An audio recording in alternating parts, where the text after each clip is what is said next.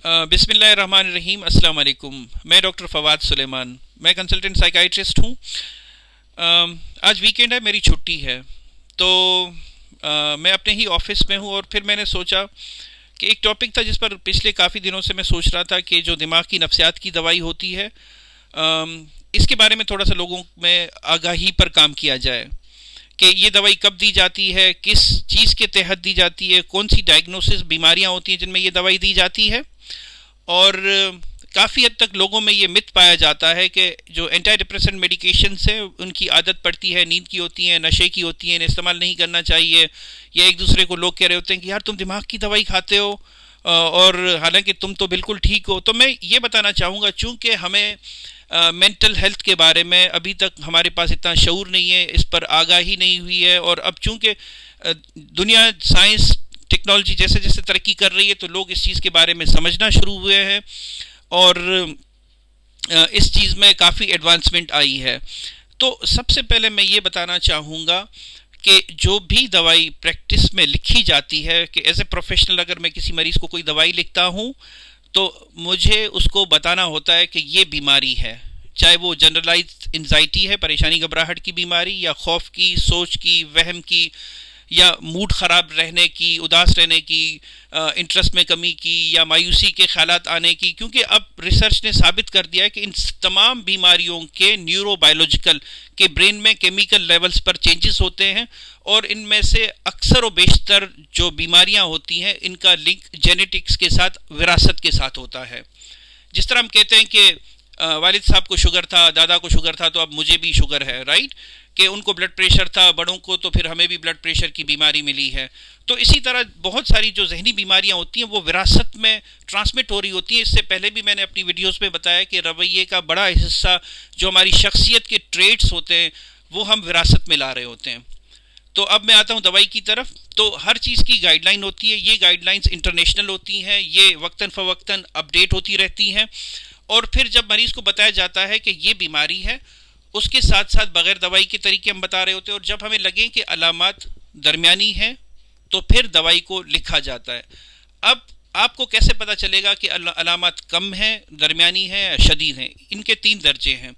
याद रखें, अगर आपकी ज़िंदगी अलामात की वजह से मुतासिर नहीं हो रही, कि थोड़ी बहुत सोच हो रही है, घबराहट हो रही है, लेकिन आप अपने काम को मैनेज कर लेते हैं और आप अपनी सोच को मैनेज कर लेते हैं, तो दवाई की ज़रूरत नहीं है। लेकिन अगर लगे कि सोच की वजह से, वहम की वजह से, वसवसे की वजह से, मूड ख़राब रहने की वजह से आपकी ज़िंदगी, आपका कामकाज, आपके रिलेशनशिप मुतासिर हो रहे हैं, तो उसमें डॉक्टर को दिखाना चाहिए। उसमें फिर जो ट्रीटमेंट का हिस्सा होता है वो दवाई पर होता है। और मैं बताऊंगा कि जो दवाइयों में एंटी डिप्रेसेंट SSRI मेडिकेशन है, उसका एक कोर्स होता है कि शुरू में 6 से 9 महीने तक उस दवाई को चलाया जाता है और उसके बाद आहिस्ता आहिस्ता इस दवाई को बंद किया जाता है। तो गाइडलाइंस की बात हो गई, दवाई की बात हो गई।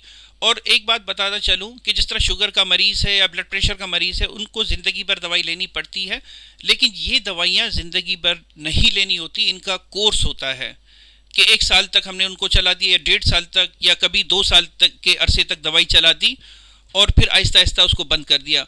अक्सर केसेस में अलामात वापस आ जाती हैं कुछ अरसे के बाद। वो डिपेंड करता है कि उनका माहौल कैसा है, कोई हादसा, वाक़या, सदमा तो नहीं हुआ। और जैसा कि मैंने पहले बताया कि बहुत सारी चीज़ें जेनेटिक्स में मौजूद होती हैं, विरासत में होती हैं, तो हम उन चीज़ों को बिल्कुल ख़त्म नहीं कर सकते, जड़ से नहीं निकाल सकते जो चीज़ें विरासत में होती हैं।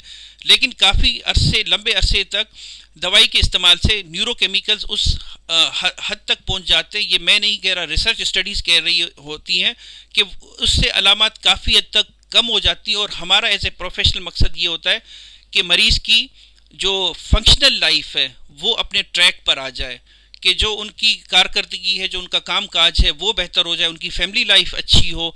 तो इस विजन पर जो है मेंटल हेल्थ प्रोफेशनल्स हम काम कर रहे होते हैं।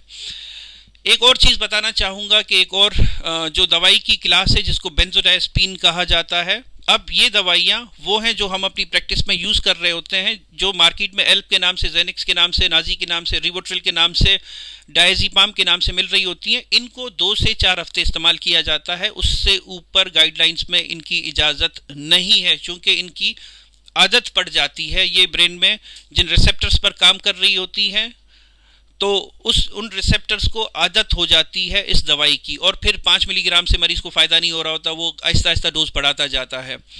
तो ये मैं पैगाम सबको देना चाहूँगा कि उन दवाइयों को 2 से 4 हफ्ते के लिए, वो भी डॉक्टर के नुस्खे के मुताबिक, और जब भी कोई भी नुस्खा लिखा जाए तो ज़रूर अपने डॉक्टर से पूछें, वो आपको बताएंगे कि आपकी बीमारी क्या है और वो किस सिलसिले में दवाई दे रहे हैं। लेकिन कहीं पर भी इस चीज़ की इजाज़त नहीं है कि 2 से 4 हफ्ते ऊपर एंजाइटी या डिप्रेशन के लिए उस दवाई को लिखा जाए, या नींद ना आने के लिए उस दवाई को लिखा जाए। जैसा कि हर मेडिसिन के साइड इफ़ेक्ट होते हैं, तो इसी तरह कोई भी मेडिसिन ऐसी है जो साइड इफ़ेक्ट से फ्री नहीं है। इवन पेनाडोल के भी साइड इफ़ेक्ट हैं। लेकिन ये बताता चलूँ, जो दिमाग की दवाइयाँ हैं जिनमें SSRI, जिनमें SNRI, जिसमें ट्राइसाइक्लिक एंटी डिप्रेसेंट्स, उनके हल्के फुल्के शुरू में साइड इफ़ेक्ट्स आते हैं, 3 से 4, 5, 6 दिन में वो ख़त्म हो जाते हैं। वो क्या होते हैं कि बेचैनी होती है, थोड़ी सी घबराहट बढ़ जाती है, और थोड़ा सा बेचैनी में इजाफा हो जाता है, और कुछ लोगों को उल्टी सी महसूस होने लगती है। वो भी ज़रूरी नहीं है कि सबके साथ हो, कुछ लोगों के साथ स्टडीज़, रिसर्च ये कहती है कि उनको ये साइड इफ़ेक्ट होते हैं। अदरवाइज़ ये मेडिसिन सेफ़ हैं। ये दवाइयाँ नींद की नहीं है, नशे की नहीं है, इनकी आदत नहीं पड़ती।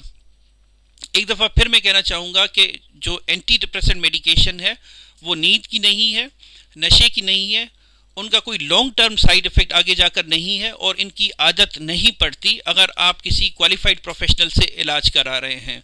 और चूंकि एंटी डिप्रेसेंट लिखने का जो मामला है, बीमारी को असेस करने का जो मामला है, वो सिर्फ और सिर्फ साइकाइट्रिस्ट का है, ये उनके डोमेन का काम होता है, और वही आपको ठीक तरीके से बता सकते हैं कि इस दवाई को वो किस मकसद के लिए स्टार्ट कर रहे हैं। मैंने एक ज़िंदगी में तजर्बे से चीज़ सीखी, जो सबसे आसान काम है प्रैक्टिस में, वो है दवाई लिखना। और सबसे जो काम एफर्टफुल है वो है मरीज़ को सुनना, उसको अंडरस्टैंड करना कि उसकी ज़िंदगी में क्या चल रहा है, उसकी सोच में क्या चल रहा है, उसको सुनना और उसे एक्सप्लेन कराना, इसमें एफर्ट लगती है। और लेकिन चूंकि हमें प्रैक्टिस में ये सिखाया जाता है कि एम्फेसाइज करें मरीज़ को अंडरस्टैंड करने में, बजाय इसके कि 2 बातें सुनकर दवाई लिखी जाए, वो मरीज़ के साथ जस्टिस नहीं होगा। तो मैंने सोचा कि चूंकि ये मेरी फील्ड का हिस्सा है और लोगों को इस चीज़ के बारे में अवेयरनेस नहीं है, इन दवाइयों के बारे में बहुत सारे लोगों के ऐसे रुझानात होते हैं कि उनको डर लग रहा होता है, दोस्त एक दूसरे को कहते हैं कि यार तुम तो ठीक हो, तुम दवाई क्यों ले रहे हो। तो अक्सर व बेशतर 95% जो इलाज कराते हैं लोग, वो सोसाइटी का समझदार तबका ही होता है। ठीक, अगर कोई जहनी तौर पर डिस्टर्ब्ड है तो क्या हुआ, क्या वो इंसान नहीं है? क्या हम गारंटी दे सकते हैं कि हमारी आने वाली जनरेशन में, हमारी फैमिली में हो सकता है कि कोई ऐसा बच्चा पैदा हो जो जहनी तौर पर ठीक ना हो? तो आएँ इस चीज़ को मिटाएं, इस बदनामी के धब्बे को मिटाएं। हम सब इंसान हैं और हम सबको अल्लाह पाक ने बनाया, हम सब के रवैये मुख्तलिफ हैं, एक दूसरे को एक्सेप्ट करना सीखें, और इस चीज़ इस पर हंसा जाए, इस पर तनकीद की जाए, इस रवैये को हम ख़त्म करें और एक दूसरे के साथ इन चीज़ों को डिस्कस करें, और अवामी रहनुमाई के लिए इन चीज़ों को, आगाही के लिए इन चीज़ों को बढ़ाएं। तो मेरा मकसद था कि ये वीडियो बनाऊं और आपकी खिदमत में से प्रेजेंट करूं। बहुत शुक्रिया आपके कीमती वक्त का।